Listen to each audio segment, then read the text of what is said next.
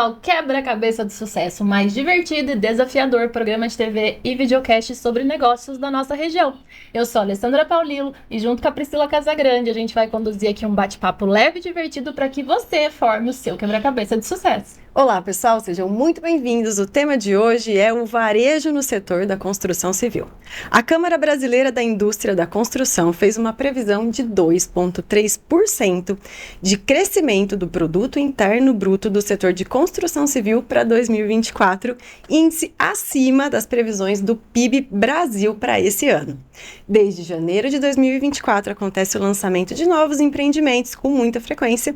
Isso gera uma expectativa positiva também para a compra de insumos e matéria-prima. E aí as empresas desse segmento têm que estar preparadas, para desafios do mercado, que inclui sustentabilidade nas operações, busca por novas tecnologias, atender os novos estilos de vida e as novas formas de construção.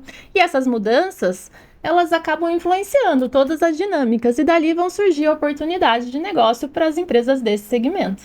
À medida que olhamos para a inovação na construção civil, fica evidente que as instalações hidráulicas e elétricas desempenham um papel cada vez mais crucial na busca por construções mais sustentáveis, eficientes e conectadas. E falando em eficiência, ela voltou! De quem eu estou falando? As suas roupas ficarão muito mais limpas e cheirosas com muito mais facilidade. A gente está falando da lavadora semiautomática LA553 da Latina Eletrodomésticos. Ela sempre foi queridinha daqueles que são exigentes com o cuidado com as roupas. E essa lavadora tem capacidade para 10 quilos, 7 programas de lavagem, 2 molhos automáticos. E ela tem várias facilidades, como uma saída automática de água, tem o dispenser para você colocar amaciante. Ela é leve e super fácil de usar. A LA553 já está disponível em diversas lojas de todo o Brasil e também na loja de fábrica da Latina, aqui na cidade de São Carlos.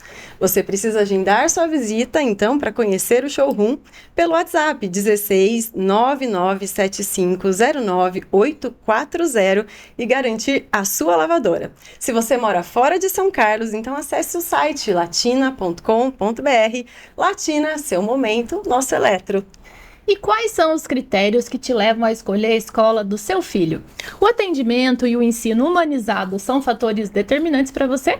A educação humanizada é fundamentada na tendência de que todos os alunos detêm potencial para aprender e evoluir. E o propósito da instituição escolar é estabelecer um ambiente de aprendizado seguro e acolhedor, onde todos possam experimentar a valorização e o respeito. A gente está falando do Colégio Sapiens, que tem esse benefício do progresso integral do aluno, com foco nas competências cognitivas, emocionais e sociais. Vai decidir pela escola que seu filho vai estudar em 2025? Conheça o Colégio Sapiens, que vai da educação infantil até o pré-vestibular. E o Sapiens tem também o programa Meu Amigo é Sapiens. O aluno, que já é do Sapiens, indica um amigo e os dois ganham desconto. Então não perca tempo, entre em contato. E falando em moda masculina, vai muito além da gente escolher a roupa que vai usar no dia a dia. Moda tem a ver com forma de expressão, reflete a identidade, personalidade e muitas vezes até a profissão e o estilo de vida de um homem. E com o tempo, a moda masculina evoluiu, acompanhando mudanças culturais e sociais. Antigamente, a moda para os homens era mais restrita e formal. Mas hoje em dia, é possível ver uma grande diversidade de estilos, desde o casual e esportivo até o clássico e elegante. E essas tendências estão o tempo inteiro aparecendo e mudando, Muito dinâmico, porque são influenciadas por figuras públicas, desfiles de moda, até mesmo por movimentos sociais e ambientais, como é o caso da sustentabilidade. Todos esses estilos e todas as tendências você encontra na loja High Style em São Carlos, referência em moda masculina na Rua Episcopal, número 2200, e também lá no Instagram, @High Style São Carlos Oficial. E agora chegou o momento de apresentar a nossa convidada do dia! Quem será hoje, Alê? Ela é nascida em São Carlos, já trabalhou na Receita Federal e é proprietária da Jabu Elétrica e Hidráulica. Ela é casada com a Dilson, mãe do Tiago e do Felipe, e também da Marcela. Tem uma cachorrinha, a Frida. Gosta de assistir séries e participar de clube de leitura. Nossa convidada é Ângela Oliveira! A Jabu é jurídica. Hoje tenho o prazer de estar aqui conversando com pessoas especiais. E eu quero agradecer demais o convite e também parabenizá-las pela existência há um ano, né? E a gente sabe da dificuldade de começar um projeto novo, né? Então, além de agradecer, eu quero parabenizá-las. Muito obrigada. Obrigada pela confiança de estar aqui com a gente. E sucesso, mais sucesso para vocês. Obrigada, Ângela. Um prazer ter você aqui. Obrigada. Você é de São Carlos, Ângela? Sim, eu sou de São Carlos, nasci aqui em São Carlos, né? E me casei aqui, estou vivendo aqui e pretendo ficar aqui ainda. Eu adoro São Carlos. Teve experiências assim durante a infância, adolescência, de morar em outras cidades ou não? Sempre aqui você esteve? Sim, a gente teve, eu vou relatar mais tarde, né? Uma experiência, mas foi por pouco tempo, né? Numa outra cidade, depois que eu me casei, mas basicamente a minha trajetória foi aqui em São Carlos mesmo. E quando a gente fala em infância, quais são as suas memórias? Sim, quando eu falo em infância, na minha época eram umas coisas que era queimada, né, passanel, amarelinha, mas eu fazia uma outra coisa, pescava no rio. Que legal! Pescava no Rio Gregório. Então a gente pegava uma peneira, né, e ia pescar no Rio Gregório também. Eu sempre fui uma menina simples, de família simples também. Eu fiquei curiosa agora, porque o Rio Gregório ele é baixinho, não é? Ou ele é fundo? Não, ali perto de onde eu morava, ele dava pé assim pra gente, então a gente ia lá, pegava uma peneira e ia pescar. E daí ficava puxando a peneira pra tentar pegar o peixe? Pra pegar o peixe, Tava certo? Pegava os girinos. Pegava os girinos, mas pra gente era peixe, era uma diversão. Uma aventura. E aí eu sempre fui uma pessoa bastante simples, né, mais recatada, mais tímida. E gostava de andar de trem. E aí a gente já viajava de trem, e aí eu viajava literalmente, né? Ficava na janelinha, sonhando. E, gente, tinha um vagão restaurante que era a coisa mais linda, eu adorava, porque eu olhava assim de fora, tinha as toalhas, um vasinho de flor em cima, nossa. Porém, não tinha condição financeira de estar naquele vagão restaurante. Então, a gente eu me contentava com o guarda, trazendo um churrasquinho, né? E tinha umas garrafinhas de guaraná que chamava caçulinha. E aí, quando o guarda chegava com o balanço do trem, uma garrafinha batia na outra. Ai, tá chegando. E o barulhinho. O barulhinho da alegria. Então era adrenalina na época, era isso. E eu gostava muito de praia. Meus tios, eu tinha uma tia que tinha uma casa e tinha um tio que também tinha uma casa na praia. Só que a casa era de madeira, né? E era assim, era mar, areia e mato. Gente, mas era muito bom, porque a gente ia para lá e eram assim, tios, tias, primos, primas, e era uma festa. E como não tinha água encanada, nós precisávamos arrumar água, né? E aí tinha uma pessoa que tinha um poço artesiano na casa, e ela colocou uma torneira e a gente ia de garrafão pegar água para tomar banho, para cozinhar. Que aventura! Aventura, perrengue. Por isso que tudo tem sua época na vida, né? Eu tive a época de acampar também, a época da praia. E da praia, assim, quando a adolescente vai do interior para a praia, quer sol. Quer sol. E então a gente passava Coca-Cola, óleo Johnson com urucum. Minha mãe tinha aquele raito que a gente usava na praia. Del Sol. Isso, e à noite, nossa, aí era duro de dormir, porque ardia, queimava. E a gente passava uma pomada que chamava Caladril. Ela aliviava na hora, mas depois craquelava tudo, né? Porém... Você estava morena, né? Estava morena. Tinha cor. Aí nesse baú de memórias, né, que a gente deixa armazenado lá naquele cantinho, e quando a gente abre, né, a gente se descobre tantas memórias que ficaram esquecidas, mas essa conexão com a família, com os primos, né, tudo isso faz muito sentido, né? E nos motiva e nos alegra, porque houve uma conexão, houve uma interação, né? Hoje é mais difícil, né? Então, faz a gente refletir, né? Porque hoje, nos dias de hoje, é tão difícil a gente encontrar a família. Eu falo porque a gente tem uma família grande, espalhada pelo Brasil. E a gente sempre, uma vez por ano, reunia toda a família. E tá cada vez mais difícil, porque todo mundo tem compromisso. Então, um ano que ia 70, 60 pessoas, esse ano vão 12. A gente fala porque as pessoas estão perdendo isso por causa da correria do dia a dia, da profissão, do emprego. Como era boa essa época que a gente podia ficar junto, né? Sim, mesmo nesses perrengues, né?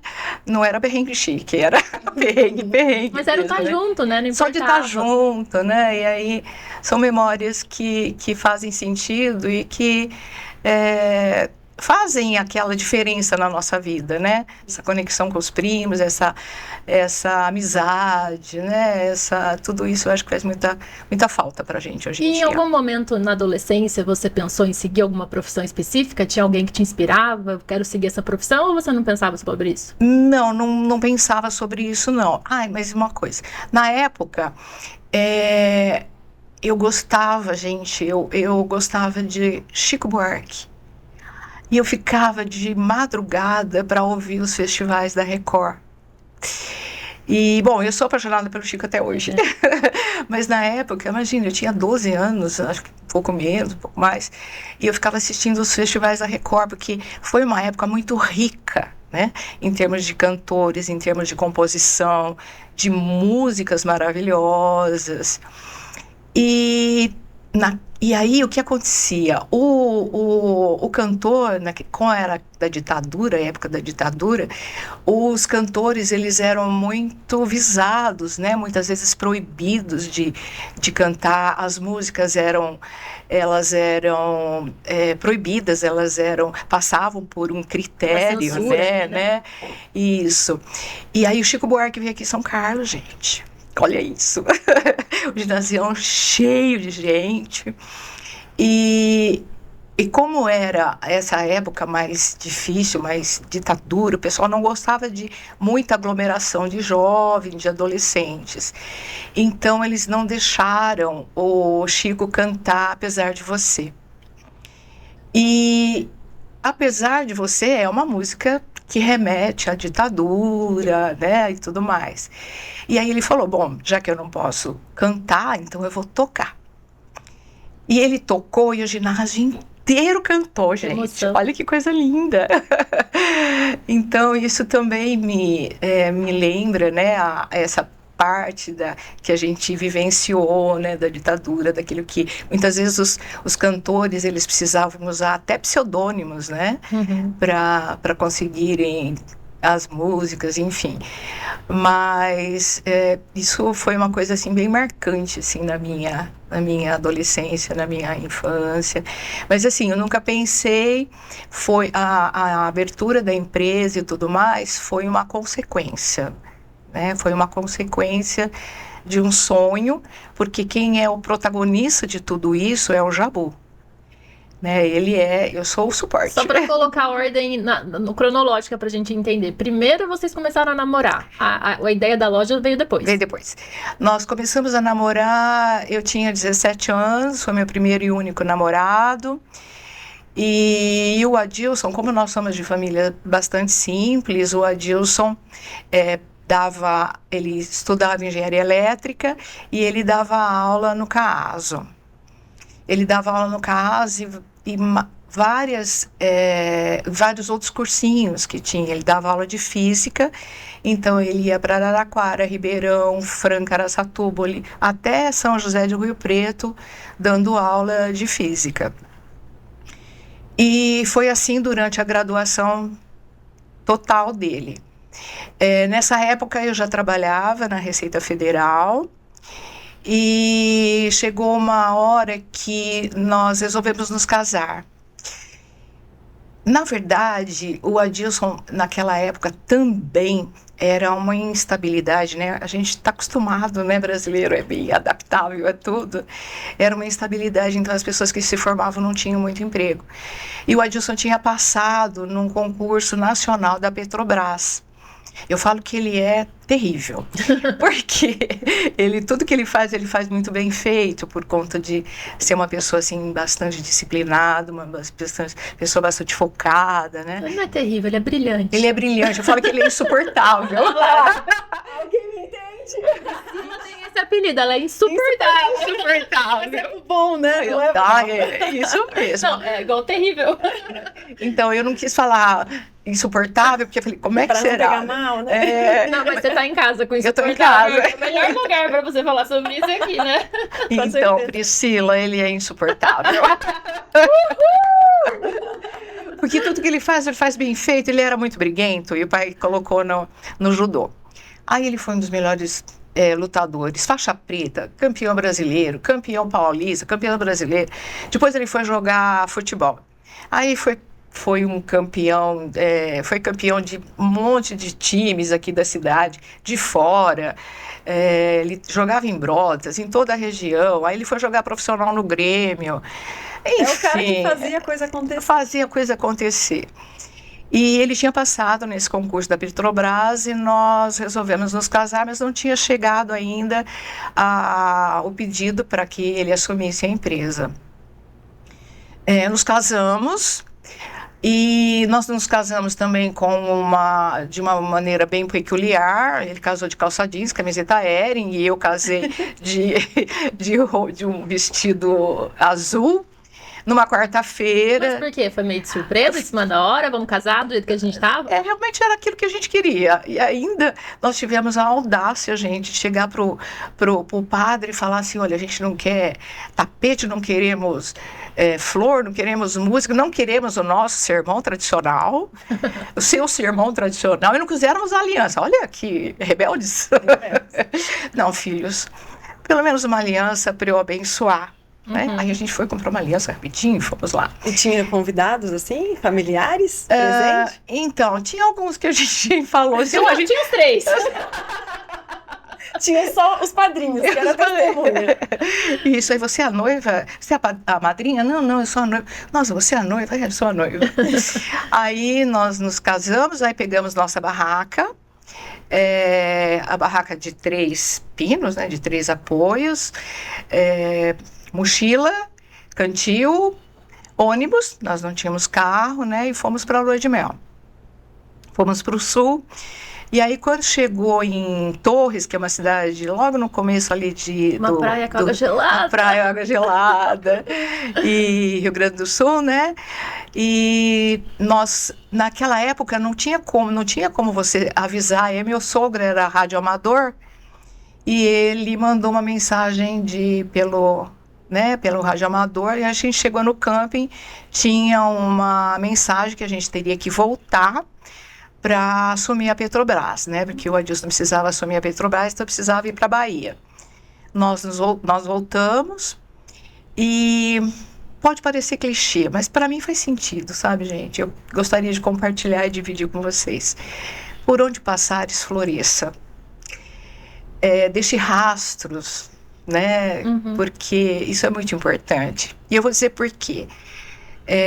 Eu pedi demissão da Receita Federal, a Adilson pediu também demissão das aulas que ele dava, e fomos para a Bahia. Petrobras, na época, plano odontológico, plano médico, um salário maravilhoso, 14º, participação nos lucros, e o mais importante para a época era estabilidade.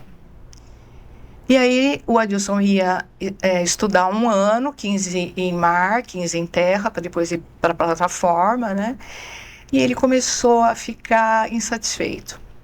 O Adilson, que nunca teve dúvidas, sempre foi muito determinado, sempre foi muito assertivo, começou a ter dúvidas. Nossa, mas eu estudei elétrica e agora eu sou engenheiro de petróleo, não é isso que eu quero. E por falar em dúvida, Ângela, eu tenho uma curiosidade aqui. Pois não. Como é que foi para você decidir deixar a Receita Federal para ir também junto com ele? Porque eu imagino que também não é uma decisão fácil. Afinal, você tinha estabilidade na Receita, era Sim, concursada. Sim, sim. E foi uma decisão difícil ou você não titubeou, falou, é isso e tô disposta? Isso, na época, eu não sei se por causa da idade, né? Eu era meio nova, eu tinha acho que 21 anos. Eu não tive muita dúvida, não, sabe? Nós vamos embora, né? E vamos enfrentar. E aí essa instabilidade do Adilson, né, é que gerou um pouco de dúvida. E agora? O que a gente vai fazer? Nós vamos embora. E nós vamos voltar casados e desempregados. E aí, aquilo que eu disse para vocês, né, por onde passares, floresça, foi exatamente isso. Porque eu liguei para o meu chefe, Priscila, falei, eu preciso do emprego de volta, né? E Ângela está aqui, né? Ele me deu emprego de volta, seu Wagner, né? E ele me deu emprego de volta. Então já era um empregado. Uhum. E o Adilson também ligou para o gestor, né? Na época era o do Ângulo. Vamos começar de novo. E aí a gente retomou. Eu trabalhando, ele também. E aí ele continuou nessa trajetória. E saía de domingo e voltava só na sexta-feira. Para dar aula em todos esses lugares. E aí, a insatisfação de novo, né? Como é que tá? Como é que é? Eu quero estar naquilo que eu me formei, que é aquilo que eu me realizo. Eu falo sonho, é sonho, né? E se as pessoas dizem assim, você acha que sonhos se realizam? Eu digo sim, porque eu acredito nisso, porque é a nossa trajetória. Começamos a procurar emprego, e onde procurar emprego? Estadão. O Estadão, ele era um jornal que ele saiu de oportunidade de emprego, de aluguéis, uma série de coisas, e a gente ia na banca, e ele era dessa altura, era uma arma, praticamente, e procurando o trabalho, né? E a Vilares de São Bernardo, ela estava implantando uma empresa em Araraquara e estava recrutando engenheiros elétricos para lá. O Adilson se candidatou, né? Ele foi lá para tentar o emprego e conseguiu, né, Priscila? E conseguiu. Por quê? Porque ele é insuportável.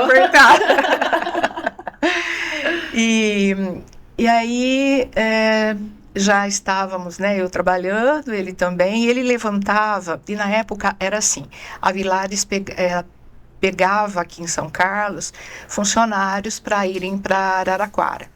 Então o ônibus passava umas 5:30 da manhã, pegava os funcionários e retornava às 18h30.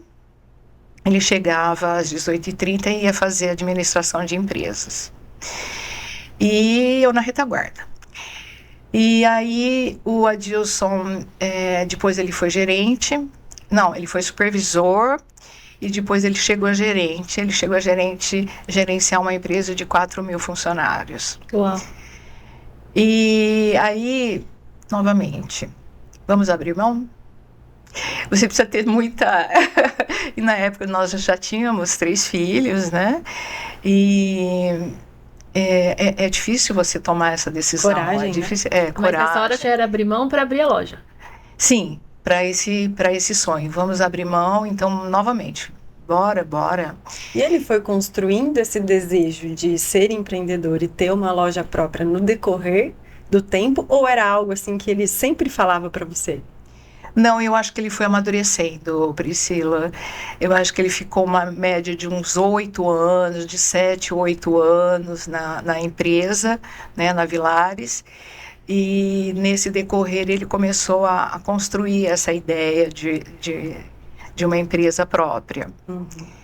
E aí foi feito todo aquele mas na época ele ainda eu abri mão de novo do meu trabalho, porque eu já tinha feito um outro concurso que eu precisava trabalhar meio período. Eu comecei a trabalhar no INSS porque eu já tinha 3 filhos. Eu não tinha o marido presente porque ele chegava, né, ficava o dia todo fora.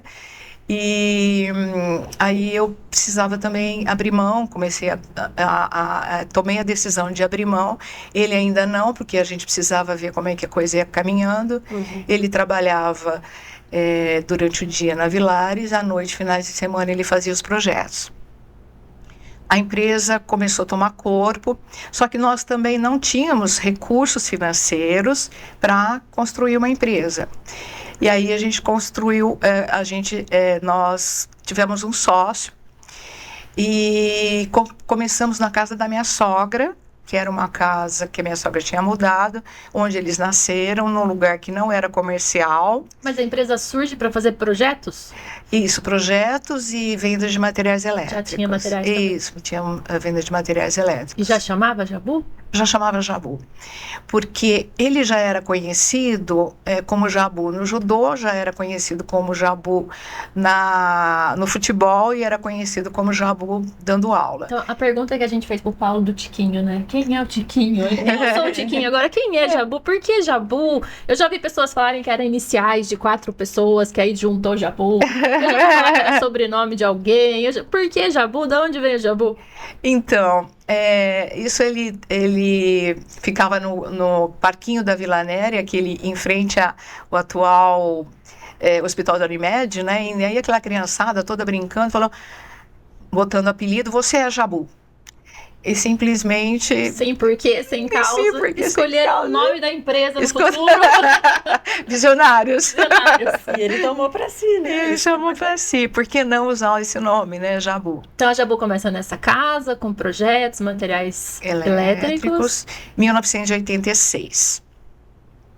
E não era um lugar conhecido, era na rua Rodrigues Cajado, numa casa, mas era o que a gente podia na época, né? E aí nós começamos a trabalhar e o Adilson fazendo os projetos. Chegou um momento que ele resolveu realmente pedir demissão, né? E vir para Jabu full time, né? Ficar lá todo o tempo para estarmos alinhados dentro do mesmo propósito, né? Fomos caminhando, chegou um ponto, eu acho... interessante quando uma empresa tem sócios e que dá tudo certo, o nosso não deu.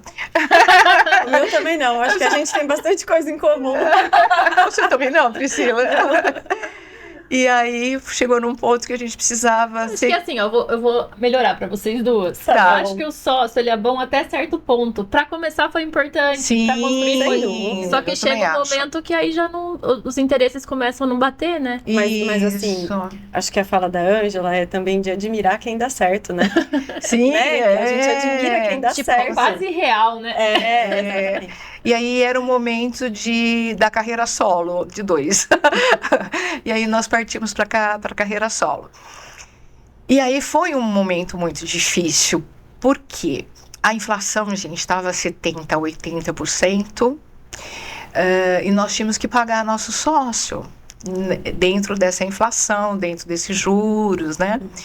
E a gente deu tudo que nós tivemos. Tudo que a gente tinha, a gente foi dando, porque a gente ainda ficamos devendo um dinheirão. E ficamos até sem carro. Não tinha carro para andar, para buscar as crianças na escola, nada disso. E um outro clichê. Amigos são anjos que caem na nossa vida, que vêm para a nossa vida, para nos sustentar, para estar do nosso lado todo o tempo, né? Para realmente nos alimentar. Né, porque a gente se sente desprotegido, né? Então a gente precisa daquela pessoa que acolhe. Nesse momento chegou um amigo que ele chegou para mim e falou, olha, tô minha caminhonete. Eu falei, não, como eu vou numa caminhonete? Eu de repente me roubam, né? Eu bato, né? Vai piorar tudo. E aí ele me deu um Fusca 65, um Fusca verde, e maravilhoso, gente. Só que ele esquentava e parava. Eu não sei se era acho que era radiador, eu não lembro o que era, mas eu sei que ele parava. Mas aí eu já andava com um galão de água no carro e um pano, encharcava o pano, punha em cima, o negócio esfriava e vamos caminhar. né? E ele ficou do lado também do Adilson, né, do Jabu, porque a gente precisava de um valor alto ainda para conseguir sanar o nosso compromisso com o nosso sócio. E ele ficou do lado do Adilson todo o tempo. Então, o que eu digo é o seguinte: quando nós tivermos esses anjos na nossa vida, nós não podemos perder a oportunidade de dizer obrigado. A gratidão, você foi muito importante, você foi decisivo, porque se não fosse por você, nós não teríamos conseguido. Que bonito. E eu tive essa oportunidade de dizer a ele isso, e hoje ele não está mais aqui. Mas está ouvindo. Então, ele, com certeza, lá de cima, ele está, né, ouvindo e sentindo toda essa gratidão. E o que eu queria dizer, né, é que a vida é tão frágil, né, a vida é tão passageira que a gente não pode perder essas oportunidades da gente expressar a nossa gratidão. Então eu vou. Obrigada, amiga! Momento de choro de novo, né? Vai falar, começa a chorar, não pode. Que coisa boa! É isso mesmo. E aí essa pessoa nos ajudou muito. E conseguimos o dinheiro, pagamos o nosso sócio, e aí trabalho, né, gente? Vamos trabalhar. E, ao mesmo tempo, lutando contra todos aqueles planos econômicos da época. Porque foram muitos planos. Foram planos, plano Collor, Não, Collor foi mais pra frente. Plano Blast, plano Verão 1, Verão 2. Até que chegou o Collor, tirou todo o nosso dinheiro, ficamos sem nada, não tinha dinheiro para pagar. Não tinha como piorar, e veio o plano Collor. O plano Collor tirou todo o dinheiro, não tinha como fazer pagamento dos funcionários, né? E aí porque tudo isso era uma estratégia para as pessoas, para conseguir conter a inflação. Porque era impossível a gente conseguir vivenciar tudo aquilo. A gente vendia um material, não sabia se conseguia repor esse material no outro mês. Então era uma loucura, porque era virada de tabelas e tudo mais. E essa instabilidade, eu acho que as reformas, os planos econômicos são os maiores desafios do empresário brasileiro, né? Porque a gente vivencia crises, a gente vivencia mudanças, né? E nós temos que ser bastante flexíveis para conseguir contornar todas essas mudanças, alterações, esses planos. Mas como é que você acha que vocês conseguiram passar por tudo isso e com sucesso? Era a escolha correta de mix de produto? Era a liderança de vocês perante os funcionários? Era networking com o cliente? Como é que você acha que vocês passavam bem por tudo isso? Estratégia e gestão, né? Eu acho que foco, determinação e esse olhar de onde que eu vou, estratégias, né? Porque essas estratégias são muito importantes. Porque nós começamos com uma mão de obra e nós prestávamos o trabalho, né, a mão de obra em grandes indústrias, João Faber, Tecans, Royal Canin, e o início realmente foi para alimentar para a venda para essas empresas. Mas chegou num momento, é isso que eu te falo, Alessandra, chegou num momento que a gente falou assim, não, a gente vai mudar a nossa estratégia e vamos investir no varejo. E foi uma estratégia muito assertiva, porque hoje as nossas vendas são realmente bastante para indústrias, mas só que o nosso comércio mais fortalecido é para o consumidor final e é para o varejo. E vocês continuam fazendo projetos para empresas ou não? Nós tivemos um tempo, Priscila, que acho que durante uns 20 anos nós fazíamos essa mão de obra, né, nas grandes empresas.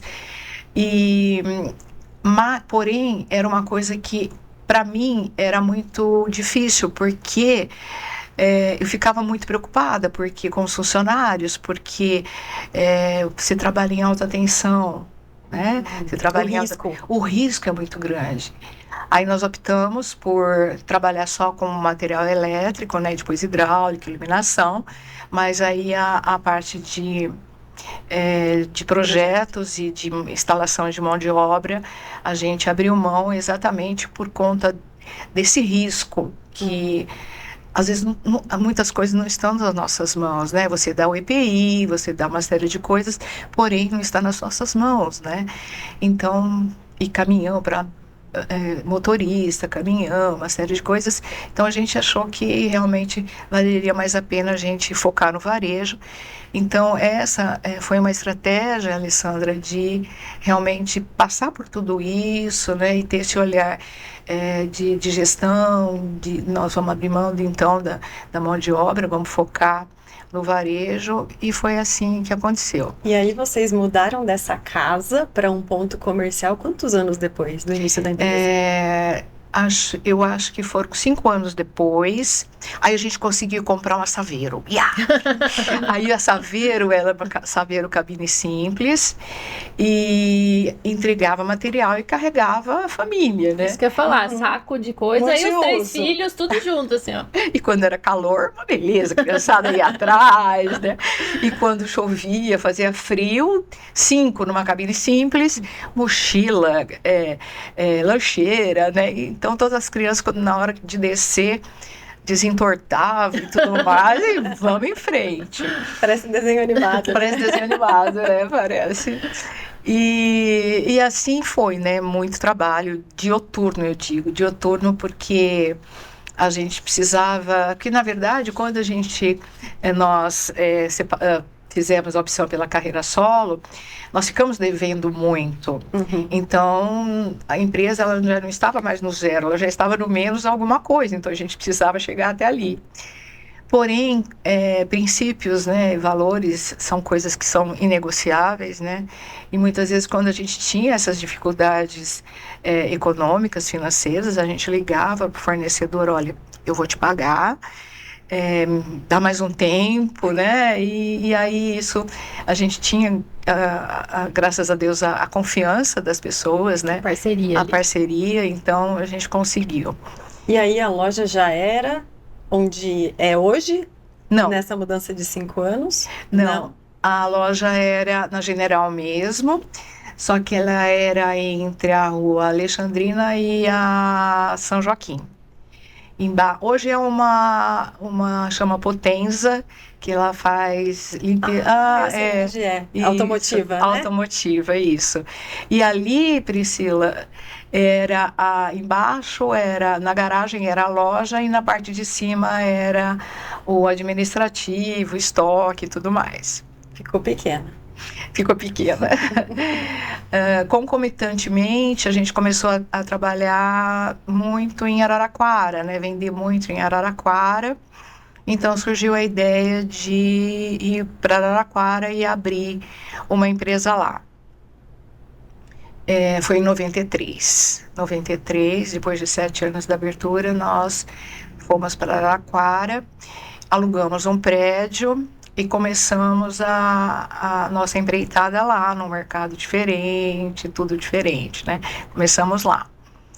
E um outro ponto que eu acho que é importante, né, já que a gente está falando de negócios, é importante salientar a conexão entre o gestor e o funcionário. Essa conexão, esse entendimento, né, faz com que ele tenha confiança na gente, né, e que a gente também consiga entender as dores, né, as dores de cada um. E quando nós tínhamos a mão de obra, eles me pediam sempre jalecos com vários bolsos.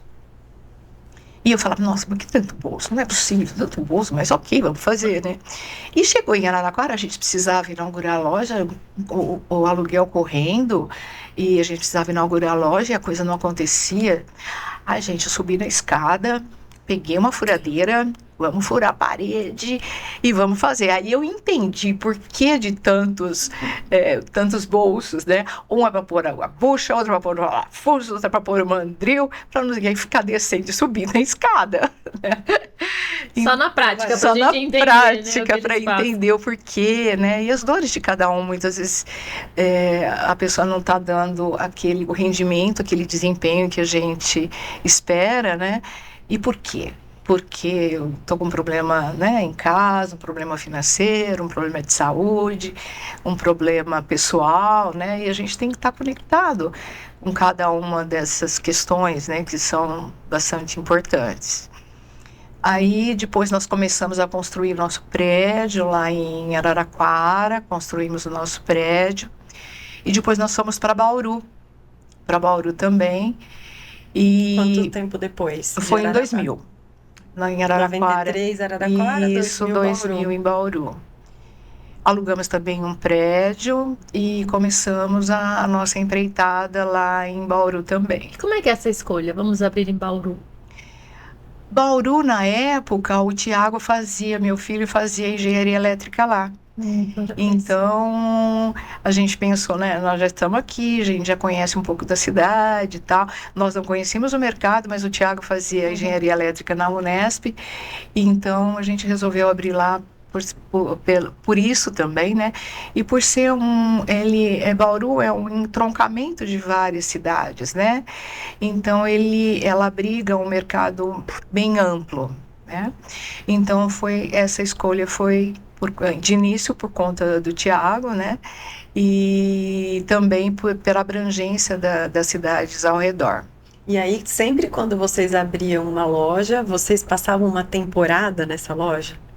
Sim, e inclusive eu ia 150 quilômetros, batia, voltava no mesmo dia, e porque Araraquara é perto, né? Mas Bauru, 150 quilômetros, né? Mas batia, trabalhava e voltava à noite, e no outro dia estamos lá. Porque eu imagino que esse começo é intenso, né? Você precisa treinar funcionário, cultura, organizar loja. Sim, e mercados diferentes, Priscila. Porque o mercado aqui em São Carlos é um, Araraquara é outro, Bauru é outro, né? Em virtude da economia de cada cidade. São Carlos une universidades, une comércio, une indústria, agro. Araraquara, mais ou menos no mesmo perfil, porém a cultura um pouco mais conservadora.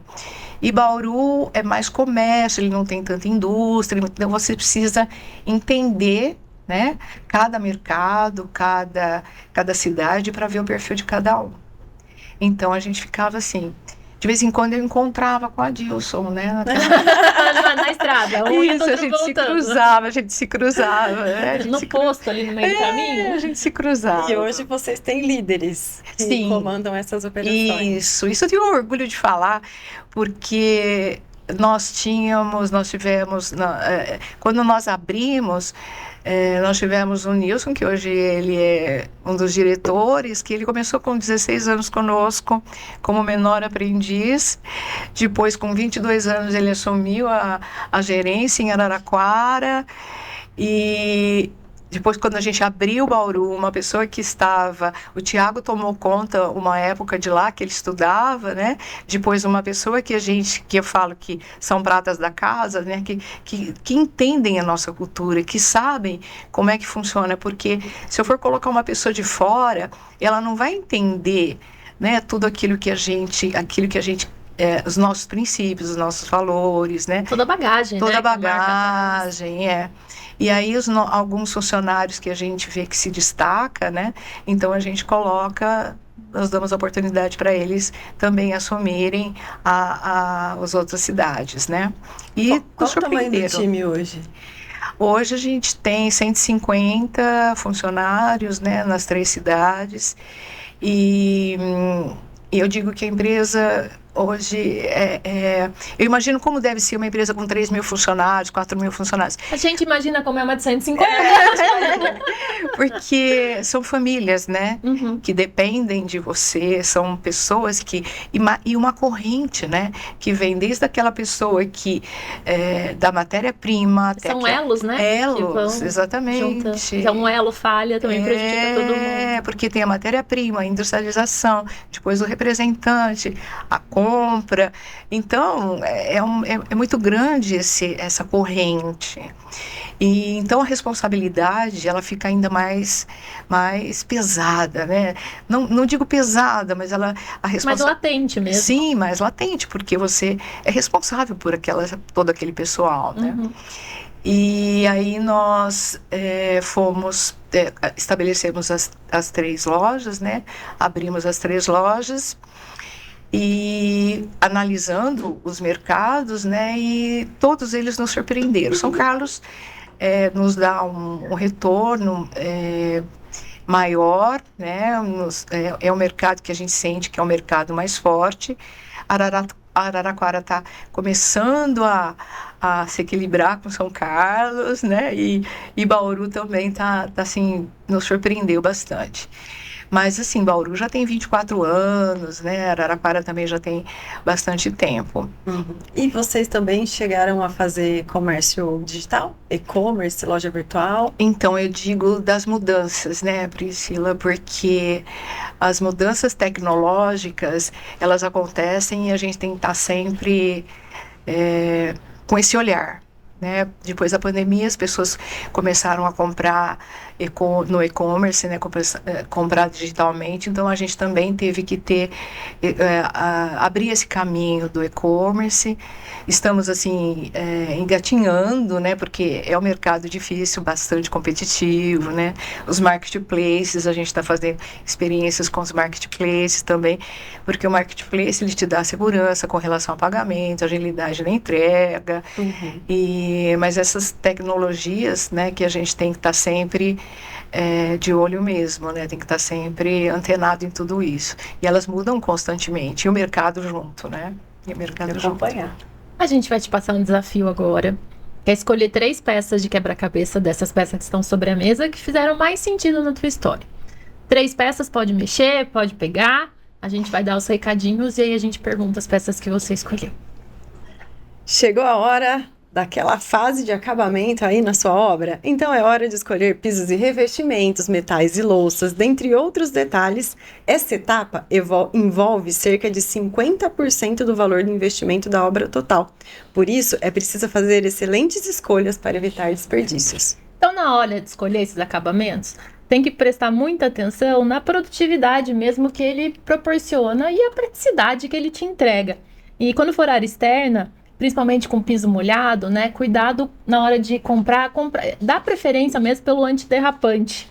Outro ponto importante que merece destaque é a durabilidade, porque tanto o piso quanto a parede, quando ela tá com revestimento, ela protege das ações do tempo e do desgaste natural. E é claro, né, gente? A gente também precisa ter aquele olhar para a estética, a aparência da sua obra. Você deve inserir o seu gosto pessoal, que coloca o seu sentimento e deixa a construção do jeito que você esperava. Para te ajudar nessa decisão, a Casa Ferro Acabamentos está de portas abertas para te atender nas 3 lojas, em Dois Córregos, Matão e em São Carlos. Sempre tem uma condição imperdível de negociação para você. Quer saber mais? Acesse o Instagram, @casaferrooficial. Na hora de escolher um restaurante, o que você leva em conta? Se a gente olhar esse mercado, né, cheio de concorrentes da gastronomia, o que é importante para você ter uma boa experiência? Muitos restaurantes se destacam por escolher servir uma carne de excelente qualidade e preparar cortes e técnicas excepcionais para servir para seus clientes. Uma boa experiência culinária passa por bons pratos, preparados nos fornos, nas churrasqueiras ou nas grelhas. Seja qual for o tipo de preparo ou de churrasco, barbecue, argentino, brasileiro, entre outros, a escolha da carne é essencial.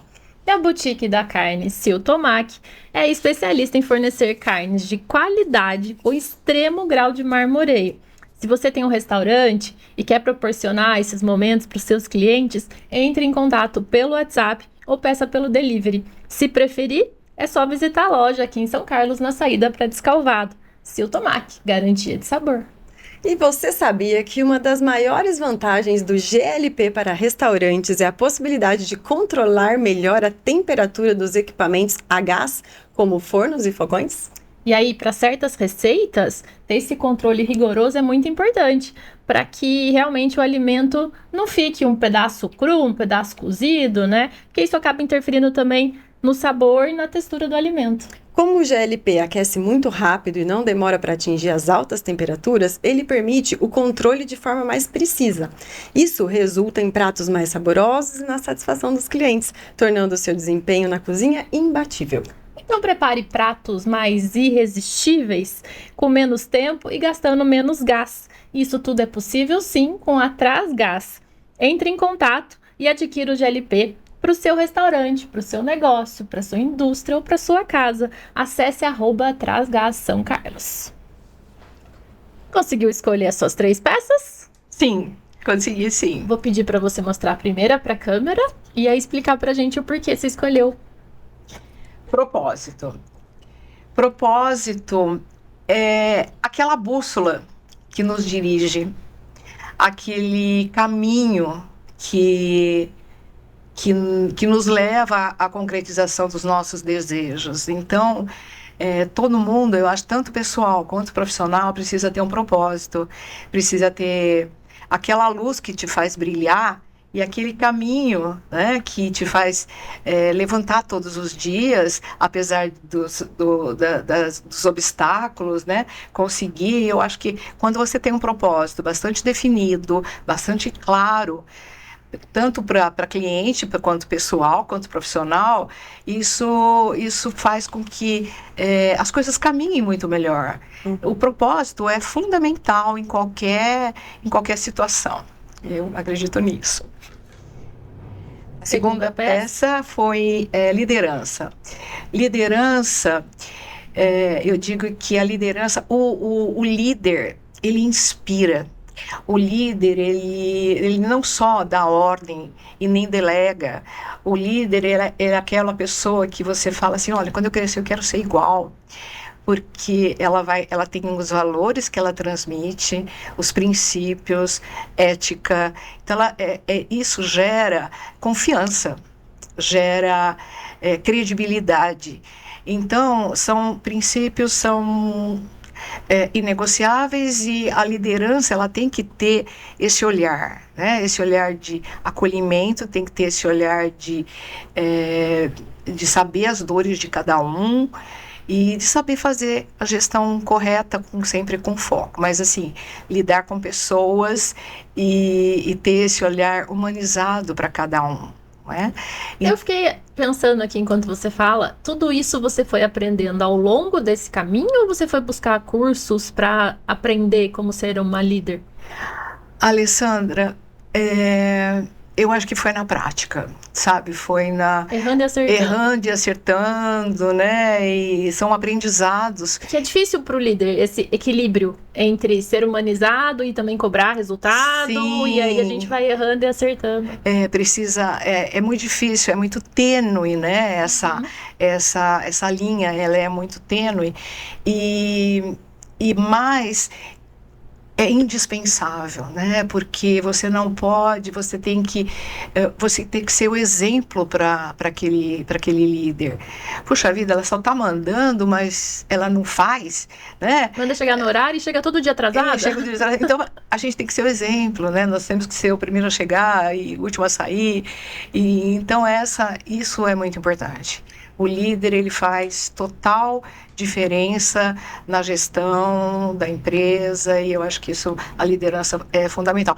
Principalmente hoje, né? Porque como a gente está nesse mundo muito tecnológico, esse olhar, né? Olho no olho, faz toda a diferença, né? Contato humano. Isso, esse contato humano. Eu acredito também, Ângela, que a liderança passa muito pelo autoconhecimento, né? Então, se você domina suas emoções, fica mais fácil você dominar o outro. Concordo, Priscila. E eu estou buscando esse autoconhecimento. Eternamente buscamos ele, né? Todos os dias. Nunca estaremos prontas, mas estamos na jornada. Não? Isso, esses dias eu fui fazer um retiro do silêncio e foi muito bom, porque você faz um mergulho interno, né? E aí esse tempo que você fica no silêncio, você começa a se reconectar consigo mesmo, né? E buscar esse autoconhecimento mesmo, porque a gente se perde em tantas coisas, né? Nos caminhos aí. Então, esse autoconhecimento realmente é muito importante. E a terceira peça? A terceira peça é sucesso. O sucesso ele é muito subjetivo, né? O sucesso, ele pode ser um sucesso na vida pessoal, como pai de família, como mãe de família, como uma pessoa que conseguiu um emprego muito bom, conseguiu se formar numa faculdade muito boa.